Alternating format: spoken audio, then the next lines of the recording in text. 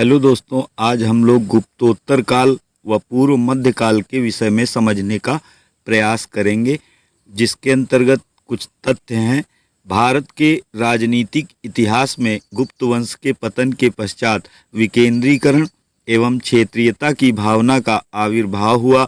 यद्यपि इस काल में थानेश्वर के वर्धन तथा दक्षिण में चालुक्य एवं पल्लव जैसी बड़ी शक्तियों का अभ्युदय हुआ, तथापि इन साम्राज्यों को किसी भी दृष्टि से अखिल भारतीय नहीं माना जा सकता है। गुप्तोत्तर काल की एक अन्य महत्वपूर्ण गतिविधि थी भारत में इस्लाम धर्म का प्रवेश, जो अरबों के माध्यम से हुआ। गुप्तोत्तर कालीन राज्यों में प्रमुख थानेश्वर के वर्धन या पुष्यभूति, कन्नौज के मौखरी, मगध और मालवा के उत्तर गुप्त, बंगाल क्षेत्र में गौड़, सौराष्ट्र में मैत्रक, इसके अतिरिक्त सिंध, कामरूप, उड़ीसा, कश्मीर और नेपाल का राज्य भी महत्वपूर्ण था। इस मानचित्र में हर्ष का साम्राज्य दिखाया गया है पिंक कलर से, जो कि थानेश्वर, मथुरा, प्रयाग, नेपाल, ताम्रलिप्ति और उज्जैन, वल्लभी आदि क्षेत्र तक फैला था।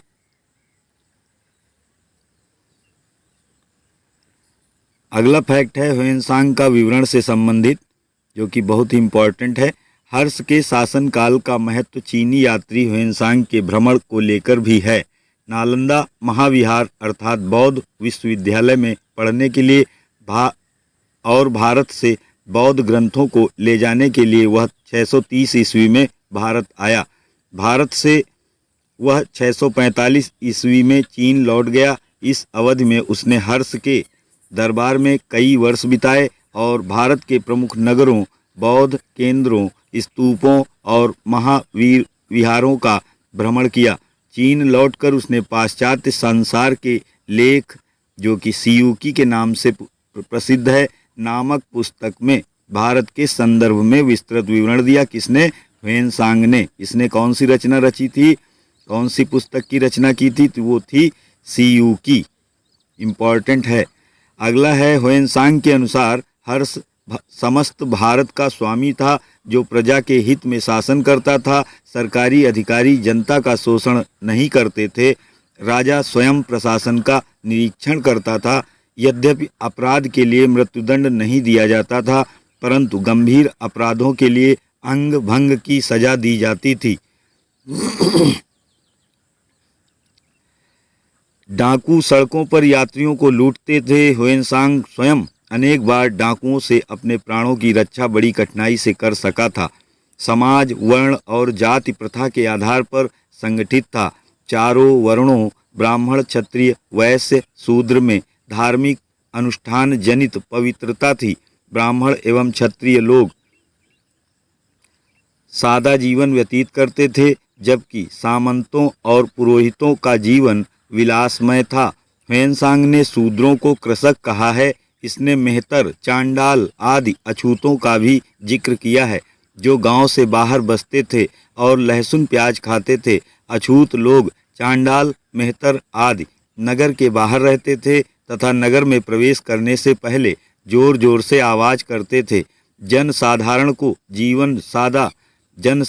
का जीवन सादा और सात्विक था, परंतु नगरों और राजसभाओं में विलासिता थी। इसके अनुसार कश्मीर के निवासी धोखेबाज और कायर थे।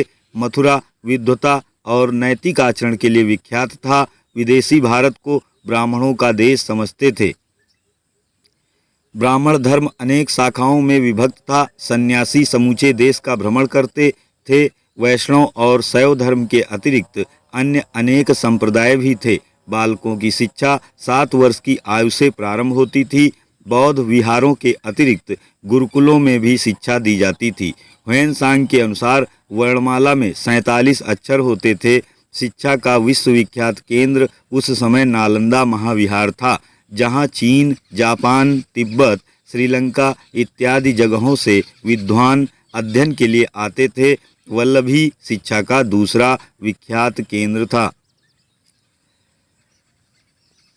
अगला स्मार्ट फैक्ट्स के अंतर्गत कुछ महत्वपूर्ण तथ्य है, जिसके अंतर्गत देखेंगे हर्ष ने परम माहेश्वर की उपाधि ग्रहण की थी। किसने? हर्ष ने परम माहेश्वर की उपाधि। बाणभट्ट एवं मेधातिथि ने सती प्रथा की कड़ी आलोचना की है। ह्वेनसांग ने कपिलवस्तु, कुशीनगर एवं श्रावस्ती को उजड़े हुए रूप में देखा। नालंदा के विद्वान शांत रचित, पद्म संभव, कमलशील एवं स्थिरमति ने तिब्बत में बौद्ध धर्म का प्रचार प्रसार किया। ह्वेनसांग ने हर्ष को शिलादित्य कहा था। कुंभ मेला प्रारंभ करने का श्रेय हर्षवर्धन को दिया जाता है। दासों की मुक्ति का विस्तृत निरूपण सर्वप्रथम नारद स्मृति में मिलता है।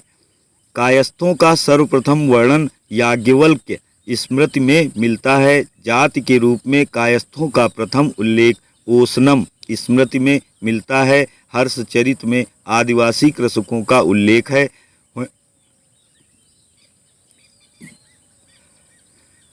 ह्वेनसांग के भारत आगमन के समय चीन का शासक ताई सुंग था।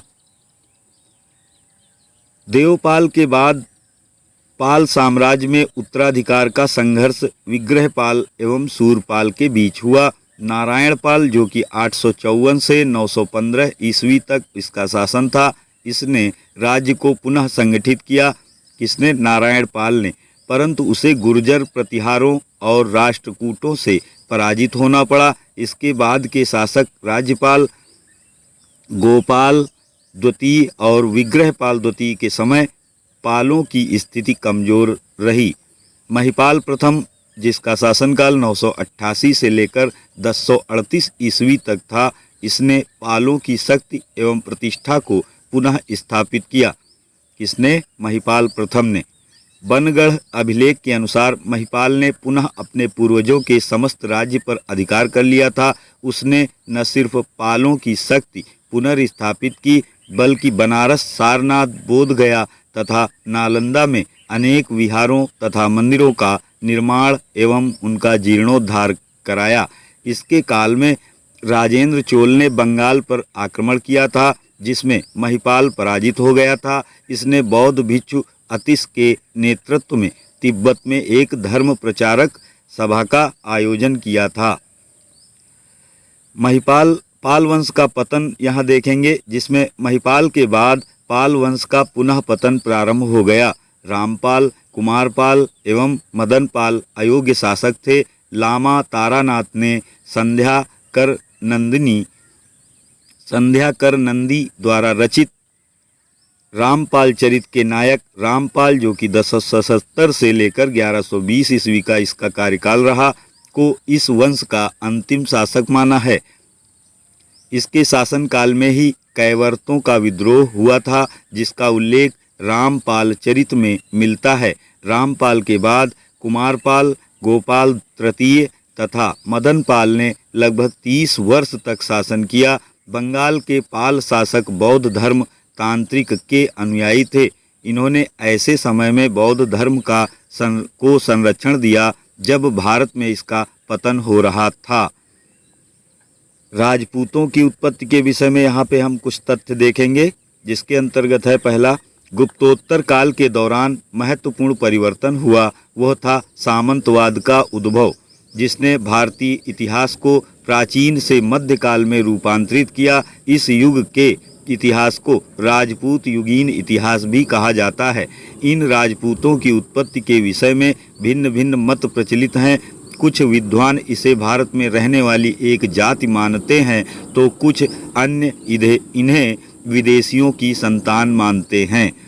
कुछ विद्वान राजपूतों को आबू पर्वत, जो कि राजस्थान में है, पर वशिष्ठ के अग्निकुंड से उत्पन्न हुआ मानते हैं। यह सिद्धांत चंद बरदाई के पृथ्वीराज रासों पर आधारित है तथा प्रतिहार, चालुक्य, चौहान और परमारों की उत्पत्ति इससे मानी जाती है।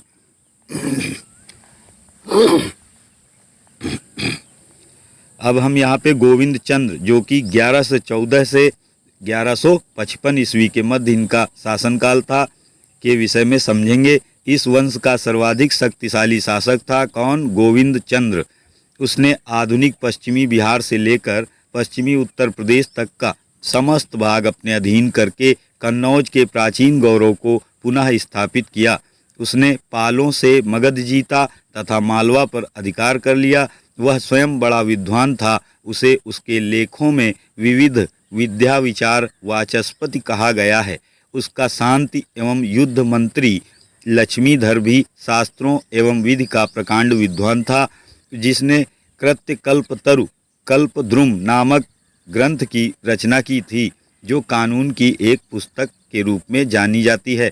गोविंद चंद्र की रानी कुमार देवी के सारनाथ अभिलेख में गोविंद चंद्र को बनारस के तुर्कों से रक्षा करने के लिए हरि का अवतार कहा गया है। स्मार्ट फैक्ट्स के अंतर्गत देखेंगे, प्रतिहारों के सामंत, गुजरात के चालुक्य, जेजाक भुक्त के चंदेल, ग्वालियर के कच्छप घात, मध्य भारत के कलचुरी, मालवा के परमार, दक्षिण भारत के गुहिल तथा शाकंभरी के चौहान आदि स्वतंत्र हो गए। जयचंद्र का समकालीन दिल्ली था तथा अजमेर का चौहान नरेश पृथ्वीराज तृतीय था। आख्यानों के अनुसार पृथ्वीराज तृतीय ने जयचंद्र की पुत्री संयोगिता का अपहरण कर लिया था। जयचंद्र ने देवगिरी के यादवों, गुजरात के सोलंकियों और तुर्कों को कई बार हराया था। अपनी विजय के उपलक्ष्य में उसने राजसूय यज्ञ भी किया था। स्मार्ट फैक्ट्स के अंतर्गत पुनः देखेंगे, श्री वल्लभ उपाधि चालुक्यों की विशिष्टता थी। बंगाल में कैवर्त विद्रोह रामपाल के शासनकाल में हुआ था। सेन शासक अपने को ब्रह्मक्षत्र कहते थे। जयसिंह सिद्धराज ने एक मस्जिद के पुनर्निर्माण के लिए दान दिया था। क्षेमेंद्र समकालीन समाज की बुराइयों को उद्घाटित करने वाले अपने व्यंग्यों के लिए प्रसिद्ध है। कौन? क्षेमेंद्र। तिब्बत में बौद्ध धर्म का प्रवेश पाल साम्राज्य से हुआ था। खजुराहों के मंदिरों का निर्माण चंदेलों ने करवाया था। इम्पॉर्टेंट फैक्ट है, किसने खजुराहों के मंदिरों का निर्माण कराया? तो ये चंदेलों ने करवाया था। चालुक्य वंश में महिपालों को उच्च पद प्रदान किए गए थे। चालुक्य विक्रम संवत का प्रचलन विक्रमादित्य षष्ठ ने किया। दिल्ली का प्राचीन नाम है ढिल्लिका। नगर की स्थापना किसने की? तो ये तोमरों के द्वारा की गई थी, तोमर राजवंश के द्वारा। अब देखेंगे परमार राजा भोज के विषय में। भोज अपनी विद्वता के कारण कविराज उपाधि से प्रख्यात था। कहा जाता है कि उसने विविध विषयों चिकित्सा शास्त्र, खगोल शास्त्र, धर्म, व्याकरण, स्थापत्य शास्त्र आदि पर 20 से अधिक ग्रंथों की रचना की। उसके द्वारा लिखित ग्रंथों में चिकित्सा शास्त्र पर आयुर्वेद सर्वस्व एवं स्थापत्य शास्त्र पर समरांगण सूत्रधार विशेष रूप से उल्लेखनीय हैं। इसके अतिरिक्त सरस्वती कंठाभरण, सिद्धांत संग्रह, योग सूत्र वृत्ति, राजमार्तंड, विद्या विनोद, युक्ति कल्पतरु, चारु चर्चा, आदित्य प्रताप सिद्धांत आदि प्रमुख हैं। भोज ने धारा नगरी का विस्तार किया और वहाँ भोजशाला के रूप में प्रख्यात एक महाविद्यालय की स्थापना करके उसमें वाग देवी की प्रतिमा की प्राण प्रतिष्ठा की थी। इस भोजशाला की दीवारों के प्रस्तर खंडों पर आज भी संस्कृत श्लोक अभिलिखित हैं। अपने नाम पर उसने भोजपुर नगर बसाया था तथा एक बहुत बड़े भोजसर नामक तालाब को निर्मित करवाया। किसने? राजा भोज ने। अगला है परमार भोज की मृत्यु पर पंडितों को महान दुख हुआ था। उसकी मृत्यु पर यह कहावत प्रचलित हो गई कि अध्य धारा निराधारा निरालंबा सरस्वती, विद्या और विद्वान दोनों निराश्रित हो गए। आईने अकबरी के वर्णन के आधार पर माना जाता है कि उसके राज दरबार में 500 विद्वान थे। भोज के दरबारी कवियों में भास्कर भट्ट, दामोदर मिश्र, धनपाल आदि प्रमुख थे। सेल्फ चेक के अंतर्गत पहला बहुविकल्पीय प्रश्न है आपके लिए, जिसमें है पहला प्रश्न, निम्न में से किस स्रोत से हर्ष एवं पुलकेशिन द्वितीय के बीच युद्ध का वर्णन है? तो इसमें पहला तथ्य है बाणभट्ट कृत हर्षचरित, हर्ष का बांसखेड़ा अभिलेख, पुलकेशिन द्वितीय का ऐहोल अभिलेख, ह्वेनसांग का यात्रा विवरण। तो इसमें सही विकल्प होगा ऑप्शन सी। यहाँ पे तथ्य तीसरा और चौथा बिल्कुल सही दिया गया है। पुलकेशिन द्वितीय के बीच युद्ध, हर्ष एवं पुलकेशिन द्वितीय के बीच हुए युद्ध के विषय में। तो तीसरा तथ्य है पुलकेशिन द्वितीय का ऐहोल अभिलेख और चौथा है ह्वेनसांग का यात्रा विवरण। ये स्रोत हैं किससे संबंधित? हर्ष एवं पुलकेशिन द्वितीय के बीच हुए युद्ध से संबंधित। अगला फैक्ट है, अगला प्रश्न है मल्टीपल चॉइस, जिसमें निम्न कथनों पर विचार करें एवं सही उत्तर का चयन करें। वाकपति मुंज परमार वंश का शासक था। उसने मुंज सागर नामक तालाब बनवाया था। उसने गुजरात में मुंजपुर नामक एक नगर की स्थापना करवाई थी। तो इसमें सही विकल्प होगा ऑप्शन डी। उपरोक्त सभी ये तथ्य सही यहाँ दिए गए हैं, पहला, दूसरा, तीसरा। तो ऑप्शन डी ये सभी सही हो जाएंगे। अगला क्वेश्चन है, सुमेलित कीजिए। एक तरफ राज्य और दूसरी सूची में राजधानी दिए गए हैं। तो वर्धन, मौखरी, वाकाटक और मैत्रक, और इधर राजधानियां हैं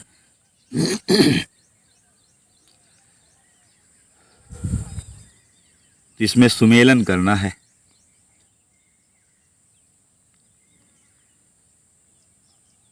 तो इसमें ऑप्शन हो जाएगा बी, दूसरा, पहला, तीसरा, चौथा। वर्धन राज्य, तो ये थानेश्वर राजधानी थी वर्धन राज्य की। मौखरी राज्य की राजधानी कन्नौज थी और वाकाटक की राजधानी दक्कन थी और मैत्रक की राजधानी वल्लभी थी। तो ये विकल्प बी सही यहाँ पे हो जाएगा। अगला प्रश्न है, निम्न में से कौन सा एक युग्म सही सुमेलित नहीं है? मदन वर्मा चंदेल, सिंधुराज चौहान, वाकपति मुंज परमार, चंद्रदेव गहड़वाल। तो इसमें सही विकल्प होगा ऑप्शन बी, सिंधुराज चौहान। ये यहाँ पर सुमेलित नहीं है, शेष विकल्प सुमेलित हैं। अगला प्रश्न है, निम्न कथनों पर विचार करें एवं सही उत्तर का चयन करें। पृथ्वीराज चौहान को राय पिथौरा भी कहा जाता था। पृथ्वीराज चौहान एवं मोहम्मद गौरी के बीच युद्ध का वर्णन अलबरूनी ने किया है। जयचंद की मदद से पृथ्वीराज चौहान ने मोहम्मद गौरी को परास्त किया था। तो कूट के माध्यम से इसमें उत्तर बताना है।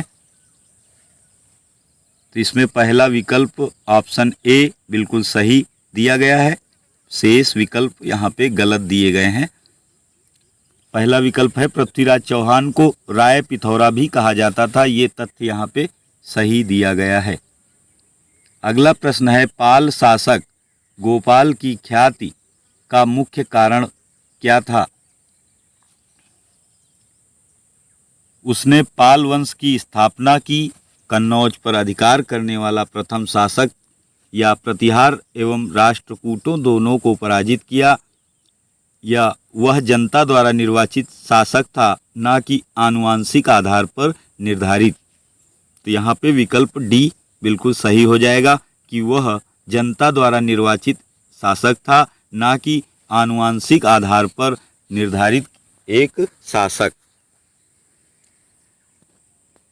पाल, प्रतिहार और राष्ट्रकूट वंश की यहाँ पे मैप में उनका राज्य क्षेत्र दिखाया गया है। तो पाल इधर बंगाल, उड़ीसा और बिहार, झारखंड, छत्तीसगढ़ और इधर आंध्र प्रदेश के ऊपरी हिस्से तक इनका शासन था, और राष्ट्रकूटों का शासन महाराष्ट्र, मध्य प्रदेश तक और इधर कर्नाटक के इर्द गिर्द तक इनका राष्ट्रकूटों का शासन था।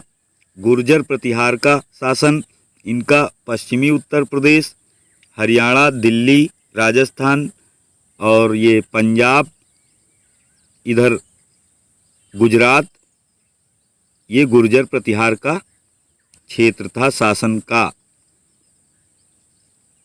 न्याय व्यवस्था देखेंगे यहाँ पे। तत्कालीन न्याय व्यवस्था का प्रधान यद्यपि स्वयं राजा हुआ करता था, लेकिन कुल, ग्राम, श्रेणी, युग, जनपद, देश से संबंधित न्यायालय इस समय प्रचलित थे। धर्माधिकारीन, व्यवहारीन प्रमुख न्यायाधिकारी हुआ करते थे। तलार, साधानिक, दंडपाशिक, दंडिसा इत्यादि पदाधिकारी पुलिस व्यवस्था से संबद्ध थे। अपराधियों को अंगभंग, मृत्युदंड, कारावास तथा अर्थदंड की सजाएं भी दी जाती थीं। दास, तत्कालीन दास के विषय में देखेंगे, जिसमें है पहला तथ्य, पूर्व मध्यकाल में दास प्रथा में वृद्धि हुई। इन्हें किसी सामाजिक वर्ग के रूप में नहीं माना गया था। दासों की सामाजिक स्थिति अंत्यजों तथा तिरस्कृत जातियों से अच्छी थी। विज्ञानेश्वर ने मिताक्षरा में नारद द्वारा कथित 15 प्रकार के दासों का उल्लेख किया है। किसने? विज्ञानेश्वर ने अपनी किस पुस्तक में? मिताक्षरा में। लेख पद्धति के अनुसार वस्तुओं के विनिमय में दासों का निर्यात समुद्री मार्ग से पश्चिम देशों को होता था। विनिमय से यहाँ पे आशय अदला बदली से है, यानी वो एक दूसरे से एक्सचेंज कर लेते थे। लेख पद्धति के अनुसार वस्तुओं के विनिमय में या अदला बदली में दासों का निर्यात समुद्री मार्ग से पश्चिम देशों को होता था।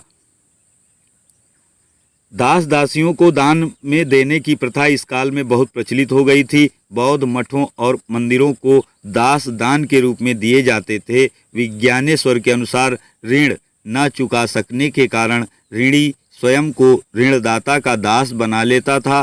दास प्रायः घरेलू कामों में ही लगाए जाते थे। पूर्व काल की अपेक्षा इस काल में दासों की स्थिति में गिरावट आई थी।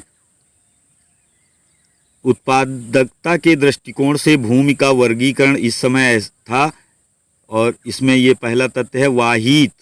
जो बोया गया हो उसको वाहित कहते थे, जिसमें खेती ना की गई हो उसे अकृष्ट भूमि कहते थे। ऊसर, जहाँ बीज ना उगता हो उसे ऊसर कहते थे। कौटुंबिक, जिस कृषि योग्य भूमि पर पूरे कृषक परिवार का स्वामित्व होता था उसे कौटुंबिक कहा जाता था। शाक्त, व्यक्तिगत या एक कृषक के स्वामित्व वाली भूमि। प्रकृष्ट या कृष्ट, विभिन्न कृषकों द्वारा जोती जाने वाली भूमि को प्रकृष्ट या फिर कृष्ट कहा जाता था। उत्पादन क्षमता के अनुसार भूमि वितरण।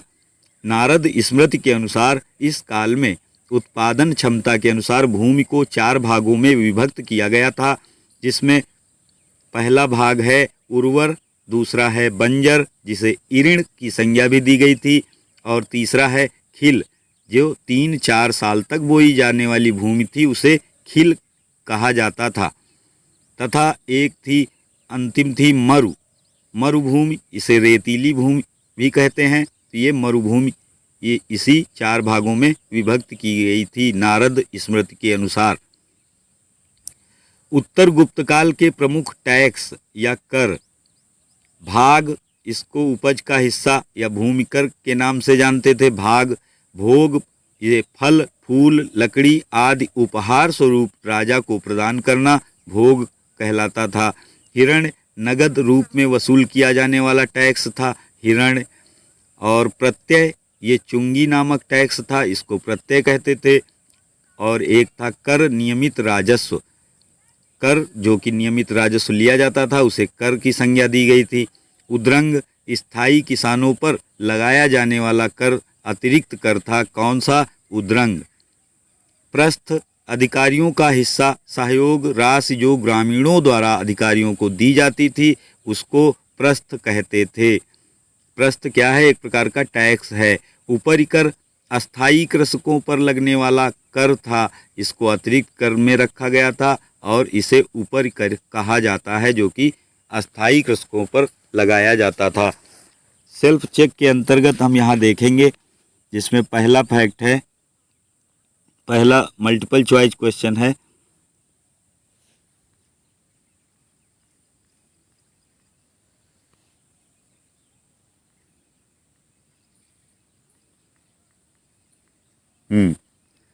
पहला प्रश्न है, निम्न में से कौन से वक्तव्य प्राचीन भारत में सामंतवाद के पहलू की व्याख्या करते हैं?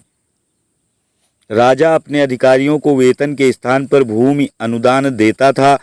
कृषि कार्य शूद्र कृषकों द्वारा किया जाता था।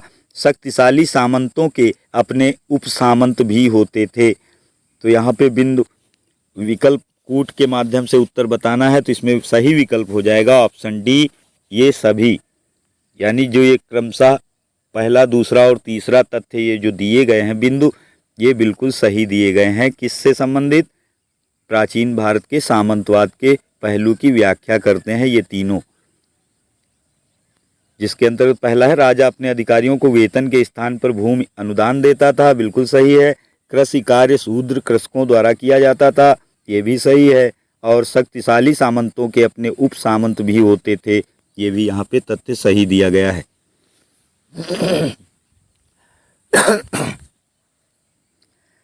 अगला प्रश्न है, निम्न में से कौन से शब्द भूमि माप के व्यंजक थे? निवर्तन, कुल्यावाप, द्रोणवाप या फिर रस्या? तो इसमें सही विकल्प हो जाएगा ऑप्शन ए, पहला, दूसरा और तीसरा। निवर्तन, कुल्यावाप, द्रोणवाप ये भूमि माप के व्यंजक थे। इंपॉर्टेंट फैक्ट है लेखपाल परीक्षा के लिए। अगला प्रश्न है, गुप्तोत्तर काल में सामंतों के उनके शासक के प्रति क्या दायित्व नहीं थे? सैन्य सहयोग प्रदान करना, शांति के समय प्रशासकीय एवं न्यायिक कार्य, पुत्री की शादी अनिवार्य रूप से राजघराने में करना, वार्षिक भेंट प्रदान करना। तो इसमें सही विकल्प होगा ऑप्शन सी, पुत्री की शादी अनिवार्य रूप से राजघराने में करना। ये गुप्तोत्तर काल में सामंतों के उनके शासक के प्रति दायित्व नहीं थे, बाकी सभी थे। सैन्य सहयोग प्रदान करना, शांति के समय प्रशासकीय एवं न्यायिक कार्य करते रहना, वार्षिक भेंट प्रदान करते रहना, सिवाय ऑप्शन सी के। अगला प्रश्न है, निम्न में से कौन से स्थान पाल काल में कांस्य मूर्तियों को ढालने के प्रमुख केंद्र थे? पाल वंश के समय में कांस्य मूर्तियों को ढालने के प्रमुख केंद्र थे कौन से? कुरकिहार, नालंदा, सारनाथ, विक्रमशिला। तो इसमें सही विकल्प होगा ऑप्शन ए, पहला और दूसरा ये प्रमुख केंद्र थे। कौन कौन से? पहला है कुरकिहार और दूसरा नालंदा। ये पाल वंश के काल में कांस्य मूर्तियों को ढालने का प्रमुख केंद्र थे। कौन कौन से? कुरकिहार व नालंदा। अगला प्रश्न है, पूर्व मध्यकाल में जातियों का अत्यधिक प्रगुणन अधिकांशतः किस कारण से था? तत्कालीन वर्ण संकर व्यवस्था के कारण, या जनजातियों का जातियों के रूप में बढ़ता हुआ अधिक मात्रा में अंतर्लयन, या व्यावसायिक वर्गों का जातियों में परिवर्तन, या फिर धार्मिक संप्रदायों का जातियों में रूपांतरण? तो यहाँ पे सही विकल्प होगा व्यावसायिक वर्गों का जातियों में परिवर्तन, ऑप्शन सी। पूर्व मध्यकाल में जातियों का अत्यधिक प्रगुणन अधिकांशतः किस कारण से था? तो वो था व्यावसायिक वर्गों का जातियों में परिवर्तन, ऑप्शन सी।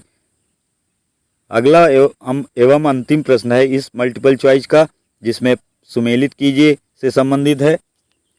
एक तरफ सूची में लेखक दिए गए हैं, दूसरी सूची में उसके काव्य दिए गए हैं, जिसमें हेमचंद, जयनायक, पद्मगुप्त और संध्याकर नंदी।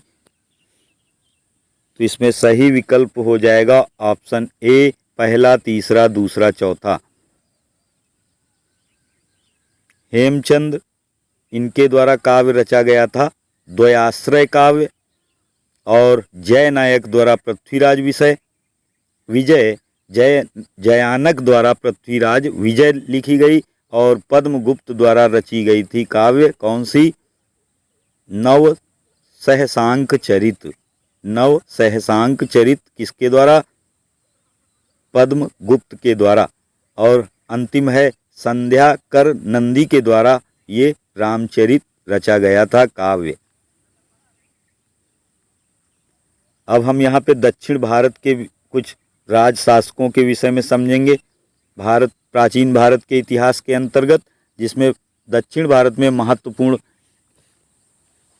काल है संगम काल। जिसमें देखेंगे संगम संस्कृत भाषा का शब्द है जिसका अर्थ होता है मिलन। ये प्राचीन भारत में कृष्णा एवं तुंगभद्रा नदियों के तमिलकम प्रदेश में तमिल कवियों एवं विद्वानों का मिलन था। इसे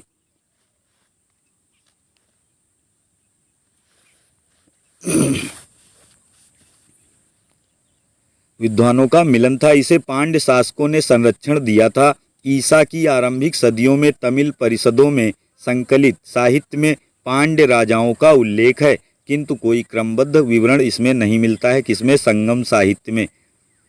राजनीतिक प्रशासन व्यवस्था दक्षिण भारत की संगमकालीन, तो इसमें देखेंगे संगमकालीन प्रशासन राजतंत्रात्मक एवं वंशानुगत था, यानी ये गणतंत्रात्मक नहीं था जैसी वर्तमान अब सरकारें गठित होती हैं। ऐसी व्यवस्था उस समय संगमकालीन दक्षिण भारत इतिहास में नहीं मिलती है। तो वो कैसी थी? उस समय राजतंत्रात्मक एवं वंशानुगत व्यवस्था नहीं थी। समस्त अधिकार राजा में निहित थे, जो प्रजा को संतान के रूप में मानता था। राज्य का सर्वोच्च न्यायालय राजा की सभा मनरम होती थी। राजा की सभा को क्या संज्ञा दी गई थी, कहा जाता था? तो वो कहा जाता था मनरम। राजा का जन्म प्रतिवर्ष मनाया जाता था, जिसे पेरुनल कहते थे। क्या कहते थे? पेरुनल। राज्य मंडलों में विभाजित था। मंडल नाडु या जिला में तथा नाडु उर या गांव में विभाजित था। समुद्र तटीय कस्बों को पतिनम, बड़े गांव पेरूर, छोटे गांव सिरूर तथा पुराने गांव मुडूर कहलाते थे। इस काल में दंड विधान अत्यंत कठोर थे। प्रमुख अधिकारी इस समय और उनकी क्या संज्ञा थी? तो मंत्री को अमैयच्चार कहते थे, पुरोहित को पुरोहितार और सेनापति को सेनापतियार तथा दूत को दूतार, गुप्तचर को ओर्रार। सब में आर प्रत्यय लगा दिया गया है यहाँ पर, इसलिए सब में ओर्रार, दूतार, सेनापतियार, पुरोहितार, ओमैयच्चार ये सब संज्ञा हो जाती है। राजस्व प्रशासन इस समय का, तो राजस्व का मुख्य स्रोत भू राजस्व था, जिसकी दर उत्पादन का 1/6 भाग हुआ करता था। भूमि की पैमाइश के लिए माँ और बेल पैमाने का प्रयोग होता था। कौन कौन से पैमाने थे भूमि की पैमाइश के लिए उस समय? तो वो थे माँ और बेल। कृषि कर यानी एग्रीकल्चर टैक्स, करई या कदमई, युद्ध से प्राप्त लूट को इरई तथा सीमा शुल्क, उल्गु या उल्कू, अतिरिक्त कर या जबरन वसूल किया गया कर, इराबू तथा राजा को दिया गया उपहार पदु कहलाता था।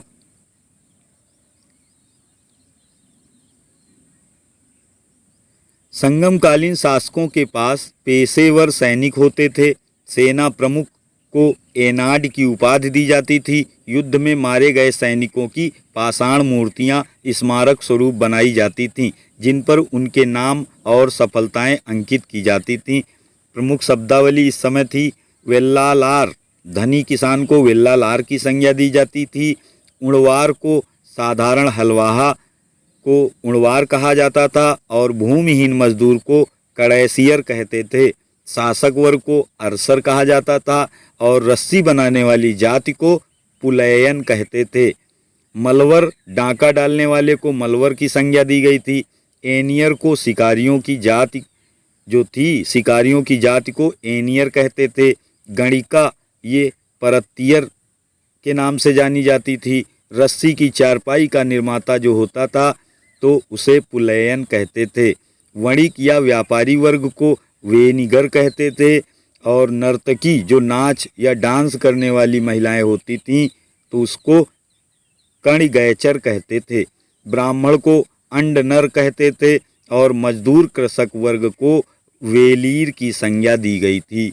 स्मार्ट फैक्ट्स के अंतर्गत हम कुछ अन्य महत्वपूर्ण तथ्य देखेंगे, जिसमें पहला है मुजरिस में रोमन सम्राट आगस्टस का मंदिर रोमनों के द्वारा बनवाया गया था। प्राचीन तमिल साहित्य में कासु, फनम, पोन और वेनपोन जैसे सिक्कों की जानकारी मिलती है। दक्षिण भारत में आहत सिक्के भी मिले हैं। अरागरिटिक एक प्रकार का मलमल था जिसे निर्यात किया जाता था। अरागरिटिक मलमल था। आगस्टस तथा टिबेरियस के मुहर वाले सिक्के और नीरो के सोने एवं चांदी के सिक्के तमिल प्रदेश के अनेक स्थलों से प्राप्त हुए हैं। विरुक्काम्पलिया नामक स्थान चोल, चेर एवं पांड्य राज्य का संगम स्थल था। कौन सा? विरुक्काम्पलिया नामक स्थान। अरिकामेडु पांडिचेरी से रोमन द्वीप के टुकड़े, कांच के कटोरे, मनके व बर्तन प्राप्त हुए हैं। मनके के ऊपर रोमन सम्राट आगस्टस का चित्र भी बना मिलता है। संगम साहित्य के विषय में पुनः हम समझने का प्रयास करेंगे। तो ये है, तमिल की प्राचीनतम रचनाओं को संगम साहित्य कहते हैं। इन्हें संगम इसलिए कहा जाता था क्योंकि मदुरई के कवियों के सम्मेलनों में इनका संकलन किया जाता था। तमिल परंपरा से 3 साहित्यिक परिषदों का विवरण मिलता है। सभी संगम के संरक्षक पांड्य शासक थे। संगम संस्कृत भाषा का शब्द है जिसका अर्थ होता है मिलन। यह कृष्णा एवं तुंगभद्रा नदियों के तमिलकम प्रदेश में तमिल कवियों एवं विद्वानों का मिलन था। संगमकालीन रचनाओं को 2 वर्गों में वर्गीकृत किया गया है, अगम प्रेम संबंधी तथा पुरम राजाओं की प्रशंसा से संबंधित। इन्हें मुख्यतः 2 समूहों में बांटा जा सकता है। पहला है आख्यानात्मक और दूसरा उपदेशात्मक। आख्यानात्मक ग्रंथ मेल कंडक्कु अर्थात मुख्य 18 ग्रंथ, जिनमें 8 पद्य संकलन और 10 ग्राम्य गीत शामिल थे। किसमें? आख्यानात्मक ग्रंथ मेल कंडक्कु में। इन ग्रंथों को वीर गाथा काव्य भी कहा जाता है। उपदेशात्मक ग्रंथ था कौन सा? कील कंडक्कु अर्थात 18 लघु ग्रंथ कहलाते थे। उपदेशात्मक ग्रंथ 18 लघु ग्रंथ कहलाते थे। कील कंडक्कु। प्रथम संगम की सभी रचनाएं विनष्ट हो गईं। संभवतः इस समय अकट्टियम परिपदाल मुदुनौरे ग्रंथ लिखे गए। अकट्टियम परिपदाल मुदुनौरे ग्रंथ लिखे गए। द्वितीय संगम की भी सभी रचनाएं विनष्ट हो गईं। केवल एक तमिल व्याकरण तोल्काप्पियम बचा। इम्पॉर्टेंट है तमिल का व्याकरण, ये तोल्काप्पियम ये अभी बचा हुआ है। तीसरे संगम में रचित साहित्य 8 संग्रह ग्रंथों में संकलित हैं, जिन्हें एतु तोगई कहते हैं।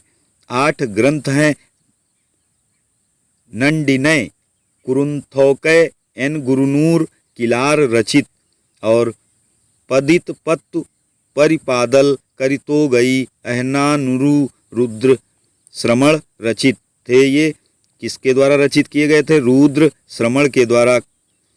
तथा एक था पुरनानुरु।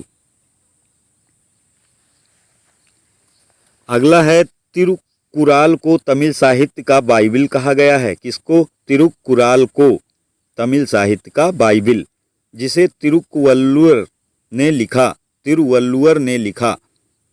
इलंगो आदिगल जो कि चेर राजा सेनगुट्टुवन का भाई था। कौन? इलंगो आदिगल। इसके द्वारा लिखित शिल्पादिकरम रत्न जड़ित नुपुर को तमिल जनता का राष्ट्रीय काव्य माना गया है, जिसमें कोलवन तथा कन्नगी की दुर्भाग्य गाथा एवं श्रीलंका के शासक गजबाहु की चर्चा होती है। सत्नार बौद्ध से संबंधित था।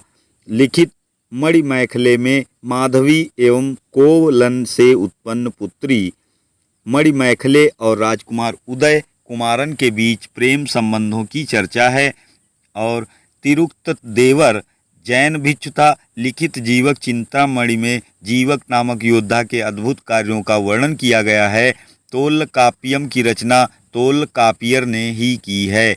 यह अगम यानी प्रेम तथा पुरम युद्ध से जुड़ा तमिल व्याकरण है। तमिल लोग ईस्वी के आरंभ के पहले से ही लिखना जानते थे। इम्पॉर्टेंट फैक्ट है कि तमिल लोग ईस्वी सन के आरंभ के पहले से ही लिखना जानते थे। ब्राह्मी लिपि में लिखे गए 75 से भी अधिक छोटे छोटे अभिलेख प्राकृतिक गुफाओं विशेषकर मदुरई प्रदेश में पाए गए हैं। मौर्योत्तर काल में दक्कन पर सातवाहनों का शासन था। सातवाहनों के पतन के बाद आंध्र क्षेत्र में इक्ष्वाकु आए। ये क्षेत्रीय लोग ही थे, किंतु अतिरिक्त प्रतिष्ठा प्राप्त करने के लिए उन्होंने इक्ष्वाकुओं की वंश परंपरा से अपने को जोड़ दिया। उत्तरी महाराष्ट्र और विदर्भ, जो कि बरार के नाम से जाना जाता है, में सातवाहनों के स्थान पर एक स्थानीय शक्ति वाकाटकों ने प्रमुख जमाया। विभिन्न संगम साहित्यों के विषय में समझेंगे कि ये कब कब कहाँ कहाँ हुए। तो ये पहला संगम जो हुआ था उसमें उसके अध्यक्ष थे अगस्त ऋषि, और इसकी संरक्षक एवं संख्या कितनी थी, तो ये इसके संरक्षक थे पांड्य शासक, और ये कुल 89 सदस्य संख्या थी पहली संगम समिति की। इसमें अध्यक्ष थे अगस्त ऋषि। और दूसरी संगम समिति में तो इसमें तोल कापियर इसके संस्थापक अध्यक्ष अगस्त ऋषि थे, और पांड्य शासन काल में ही हुआ था, और इसमें 59 संख्या थी सदस्यों की। तीसरी संगम साहित्य की समिति जो बनी उसमें नक्कीरर अध्यक्ष थे और संरक्षक थे पांड्य शासक, और इसमें 49 संख्या सदस्यों की थी। और प्रथम संगम साहित्य का स्थल था मदुरई, दूसरे का था कापाटपुरम जो कि अलवय भी कहा जाता है, और तीसरे का उत्तरी मदुरई था। इसमें सदस्यों की संख्या इधर दी गई है 549 पहले में, और दूसरे में 49 और तीसरे में भी 49। अगला देखते हैं। पुलकेशिन द्वितीय ने वेंगी को जीतकर अपने भाई विष्णुवर्धन को वहां का शासक नियुक्त किया। इसके साथ ही वेंगी के चालुक्य शाखा की नींव पड़ी। विक्रमादित्य प्रथम ने गुजरात में लाट क्षेत्र को जीतकर अपने भाई जयसिंह वर्मन को वहां का शासक नियुक्त किया। इसके साथ ही गुजरात में चालुक्यों की लाट शाखा का विकास हुआ।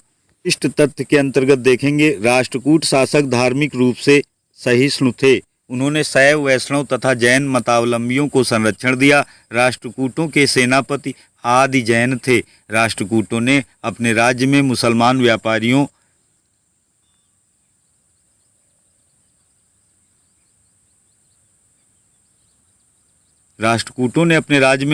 व्यापारियों को बसने तथा इस्लाम के प्रचार की स्वीकृति दी थी। कृष्ण प्रथम ने एक ही चट्टान से काटकर एलोरा में शिव मंदिर का निर्माण करवाया था। अपभ्रंश के महान कवि स्वयंभु तथा उसका पुत्र संभवतः राष्ट्रकूटों के दरबार में रहते थे। अरबी लेखकों के अनुसार राष्ट्रकूट साम्राज्य में राज परिवार की महिलाएं मुखमंडल को ढकती नहीं थीं। राष्ट्रकूट राजाओं में ध्रुव तथा गोविंद चतुर्थ ने अपने अंग्रेजों को अपदस्थ किया था। अमोघ वर्ष की पुत्री राजकुमारी चंद्रवल्लभी ने कुछ समय के लिए रायचूर दोआब पर शासन किया था। राष्ट्रकूटों के पास बड़ी संख्या में किले थे। राष्ट्रकूट साम्राज्य में प्रत्यक्षतः प्रशासित क्षेत्रों में राष्ट्र, विषय और भुक्ति में विभाजित किया गया था। राष्ट्र का प्रधान राष्ट्रपति कहलाता था, और कलंजु, गहयंक, कसु आदि स्वर्ण मुद्राएं राष्ट्रकूट राज्य में प्रचलित थीं। स्मार्ट फैक्ट के अंतर्गत देखेंगे, श्री वल्लभ उपाधि चालुक्यों की विशिष्टता थी। श्री वल्लभ उपाधि चालुक्यों की विशिष्टता थी। राष्ट्रकूट शासक दंत दुर्ग उज्जैनी में हिरण्यगर्भ दान करने के लिए विख्यात है। अमोघ वर्ष ने तुला पुरुष दान संपन्न किया था। चोल शासक अधिराजेंद्र की हत्या क्रुद्ध भीड़ ने कर दी थी। दक्षिण भारतीय भाषाओं की प्राचीनता का क्रम क्रमशः तमिल, कन्नड़, तेलुगु एवं मलयालम है। यानी सबसे प्राचीन भाषा है तमिल, उसके बाद है कन्नड़ आई, फिर तेलुगु आई, फिर मलयालम आई। इस प्रकार चोल कालीन सर्वाधिक प्रसिद्ध कांस्य प्रतिमा नटराज की है, और पल्लव रथों में सबसे बड़ा धर्मराज रथ है। राष्ट्रकूटों ने गरुड़ को अपना राजचिन्ह बनाया था। श्रीरंगम के मंदिर में रामानुज शिक्षण कार्य करते थे। रामानुज के कुलोतुंग द्वितीय द्वारा चिदम्बरम मंदिर से गोविंदराज की मूर्ति को समुद्र में फेंक देने के बाद उसे तिरुपति के विशाल वैष्णव मंदिर में स्थापित करवाया। प्रमुख टैक्स इस समय के थे चोलों के समय के, जो कि राष्ट्रकूट से संबंधित हैं, और चोल अभिलेखों में भूमि कर के अतिरिक्त अनेक प्रकार के करों एवं उपकरों की सूचियां द्रष्टव्य होती हैं। जैसे आयाम राजस्व से संबंधित था, मर मज्जाण ये उपयोगी वृक्ष कर यानी पेड़ों के से संबंधित टैक्स था, और कड़मय सुपारी की बागान पर टैक्स लेने से संबंधित था, कड़मय। और अगला है मनय इरे ये गृहकर होता था, मनय इरे। और अगला है कढ़य इरे ये व्यापारिक प्रतिष्ठान कर होता था, पेविर ये तेलघानी कर कहलाता था, किड्डा कासु ये नर पशुधन कर होता था, कड़मय लगान से संबंधित को कड़मय की संज्ञा दी जाती थी। अगला है पाडिकावल गांव सुरक्षा कर होता था, पाडिकावल। और वासल्पिरमम ये द्वार कर होता था, पगम्मय स्वर्णकार, लौहकार, कुंभकार, बढ़ई आदि के पेशों पर लगने वाला एक प्रकार का टैक्स का नाम था, मगम्मय। अगला है समिति के सदस्यों हेतु योग्यता, आयु 35 से 70 वर्ष के बीच हो, 1.5 एकड़ भूमि हो, अपना मकान हो, वैदिक मंत्रों का ज्ञाता हो, 3 वर्ष से अधिक समय तक समिति का सदस्य रहना, आय व्यय का ब्यौरा नहीं देना तथा चोरी करने का अपराध एवं अन्य पाप कर्मों में लिप्त होना समिति के लिए अयोग्यताएं थीं। सदस्यों का चुनाव लॉटरी से होता था। ब्रह्मदेय या अग्रहार गांव कर मुक्त गांव थे जो ब्राह्मण को दान में दिए जाते थे। कौन से गांव थे? ब्रह्मदेय या अग्रहार, ये ब्राह्मणों को दान में दिए जाते थे। देवदान गांव देवताओं या मंदिरों को दान में दिए जाते थे। परांतक प्रथम के विषय में समझने का प्रयास करेंगे, जिसमें पहला है तथ्य। परांतक प्रथम के संरक्षण में वेंकट माधव ने ऋत दीपिका की रचना की। चोल शासक वीर राजेंद्र को महान तमिल विद्वान बताया गया है। कुलोतुंग द्वितीय के समय से किलार ने तिरुतोंडार पुराणम या पेरिय पुराणम लिखा है। प्रिय पूर्णम या शेखर की तिरुटोंड पूर्णम, नंदी की तिरुविलाई यादय पूर्णम। और अगला है नंबी अंडारनम्बी का तिरुमुलाई कांड पूर्णम अन्य प्रमुख रचनाएं हैं। जरा इनको आप देख लीजिएगा, और ये थोड़ा अटपटी भाषा में है। सेल्फ चेक के अंतर्गत देखेंगे, चोल शासक राजराज प्रथम के संदर्भ में निम्न में से कौन सा एक कथन सत्य नहीं है? पहला है तंजौर में भव्य राजराजेश्वर मंदिर का निर्माण करवाया। दूसरा है शैलेंद्र शासक को बौद्ध विहार बनवाने में सहयोग दिया। तीसरा है सिंघल द्वीप पर अधिकार करके अनुराधापुर को राजधानी बनाया। और अगला है मालदीव पर अधिकार कर लिया। इसमें सही विकल्प होगा ऑप्शन सी, सिंघल द्वीप पर अधिकार कर अनुराधापुर को राजधानी बनाया। ये कथन यहाँ पे सत्य नहीं है, शेष कथन सत्य दिए गए हैं। अगला प्रश्न है निम्न कथनों पर विचार करें एवं सही उत्तर का चयन करें। चोलों ने पांड्य तथा चेर शासकों को पराजित कर प्रायद्वीपीय भारत पर प्रभुत्व स्थापित किया। अगला है चोलों ने दक्षिण पूर्व एशिया में सैन्य अभियान किया तथा कुछ क्षेत्रों को जीता। तो इसमें सही विकल्प हो जाएगा ऑप्शन सी, पहला और दूसरा, ये दोनों कथन यहाँ पे सही दिए गए हैं। अगला प्रश्न है राष्ट्रकूट शासक अमोघ वर्ष के विषय में निम्न में से कौन सा एक कथन सत्य नहीं है? वह बौद्ध मत का महान संरक्षक था। उसने कन्नड़ भाषा में कविराज मार्ग नामक काव्य ग्रंथ की रचना की। अरब यात्री सुलेमान ने उसकी प्रशंसा की है। उसने संलेखना विधि से अपनी जीवन लीला समाप्त की थी। इसमें कौन सा कथन सही है? इसमें सही है ऑप्शन ए, ये सत्य नहीं है। वह बौद्ध मत का महान संरक्षक था, तो ये यहाँ पे सत्य कथन नहीं है। शेष ऑप्शन बी, सी, डी ये सत्य हैं। अगला प्रश्न है, निम्न कथनों पर विचार करें एवं सही उत्तर का चयन करें। राष्ट्रकूट वंश से संबंधित दंतदुर्ग एक समय में पल्लवों के अधीन सामंत थे। चोल वंश से संबंधित विजयालय एक समय में चालुक्यों के अधीन सामंत थे। तो इसमें सही विकल्प होगा ऑप्शन डी, इनमें से कोई नहीं। दोनों कथन यहाँ पे सही नहीं है। अगला प्रश्न है, निम्न में से कौन सा एक कथन असत्य है? राष्ट्रकूट शासकों ने शैव, वैष्णव तथा जैन धर्म को संरक्षण दिया। राष्ट्रकूटों ने अपने राज्य में मुसलमानों के विरुद्ध कड़े प्रतिबंध लगाए थे। एलोरा के शिव मंदिर का निर्माण कृष्ण प्रथम ने करवाया था और अमोघ वर्ष की पुत्री राजवल्लभी ने कुछ समय तक शासन किया था। तो इसमें सही विकल्प होगा ऑप्शन बी, जो कि असत्य है। राष्ट्रकूटों ने अपने राज्य में मुसलमानों के विरुद्ध बड़े प्रतिबंध लगाए थे, तो यहाँ पे ये कथन यहाँ पे असत्य है। शेष ए, सी और डी कथन बिल्कुल सत्य हैं। अगला प्रश्न है, निम्न चोल शासकों को सही काल क्रमानुसार लगाएं। राजराज प्रथम, राजेंद्र प्रथम, राजाधिराज प्रथम, कुलोतुंग प्रथम। तो ये क्रम से रखे ही गए हैं। यहाँ पर राजराज प्रथम सबसे पहले है और उसके बाद राजेंद्र प्रथम है, फिर राजाधिराज प्रथम है और उसके अंत में कुलोतुंग प्रथम। ये पूरा सेट रखा ही है। इसमें ऑप्शन ए यहाँ पे सही हो जाएगा।